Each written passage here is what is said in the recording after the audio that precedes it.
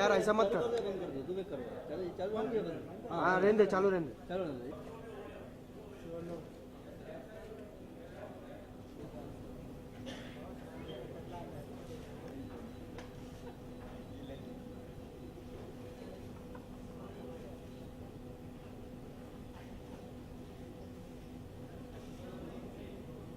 चलो solo solo. ये अलग लव स्टोरी है, बिल्कुल इंटेंस है। ये स्टोरी लव स्टोरी है क्या, किस तरह की है, कैसे इसको अलग समझेंगे हम? अब उसके लिए तो आपको थोड़ा इंतजार करना पड़ेगा, क्योंकि लव स्टोरी में अक्सर विलन या तो कोई इंसान होता है या हालात होते हैं। उसी तरीके से इसमें भी कुछ चीजें हैं जो इनकी कहानी को एक अलग मोड़ पे ले जाती हैं। आपने कहा था ये रियल लाइफ इंसिडेंट्स हैं, तो इंसिडेंट कहाँ, बॉम्बे की घटना थी या कहाँ की थी? उस पर जी हाँ, बॉम्बे में ही मेरा एक फ्रेंड है, हम कहीं बैठे हुए थे तो वहाँ से मुझे ये लाइन वहाँ से मिली थी जिसपे जिसके इर्द गिर्द ये पूरी कहानी बुनी गई। So it is inspired by a true incident. Glad to see you after so long from Thank your you. movie तुम बिन। उसके बाद आपने कई सारी फिल्में की। सवाल तो सुन।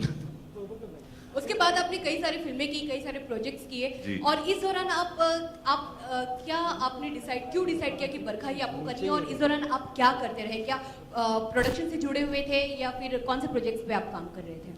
नहीं, इस दौरान फिल्में ही की बतौर एक्टर। प्रोडक्शन में नहीं गया अभी तक। इच्छा है पर पता नहीं कब होगा वो।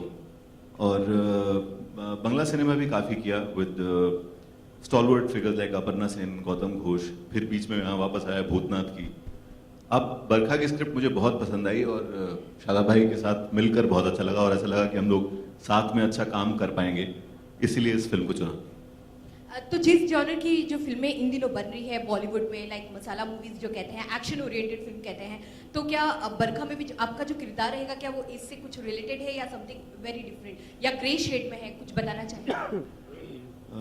किरदार के बारे में अभी बताना अनुचित होगा, लेकिन इतना कह सकता हूँ कि मुझे आपने ऐसे किरदार में पहले कभी नहीं पाया। ऐसा आपके जहन में भी होगा नहीं, जब आप बॉलीवुड आई कि इस अभिनेता के संग मुझे पहचाना जाए, इस अभिनेता के संग मेरा एक अच्छी जोड़ी के रूप में जाना जाए? मैं चाहती हूँ कि मुझे एज एन एक्टर लोग याद रखें। अगर मैं अपने 5 साल का आगे, 5 साल के बाद अगर मैं खुद को कहीं देखती हूँ, तो मेरे लिए शायद एज एन एक्टर अपनी पहचान बनाना ज़्यादा इम्पॉर्टेंट है। और मैं किस हीरो के साथ अच्छी लगूँ, ये तो डायरेक्टर की चॉइस है, मैं क्या कर सकती हूँ। I'd like